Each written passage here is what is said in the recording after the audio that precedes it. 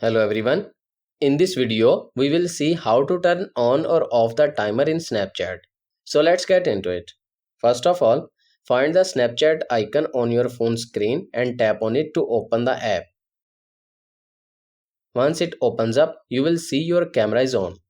Now if you want to turn on the timer, tap on the last plus icon in the right vertical menu and a new menu will pop up from the bottom of the screen. You will find the second last option named timer, tap on it. Now you will see a timer icon in the right vertical menu. Tap on it to set the time according to your need by sliding the line. Let's see how it works. Tap on the white circle to capture a photo. After the set time, 3 seconds, it will capture the screen. You can then save it, share it on your story or send it to your friends. To turn off the timer, simply follow the same steps and disable the timer option. And that's it. This is how you can turn on or off the timer in Snapchat.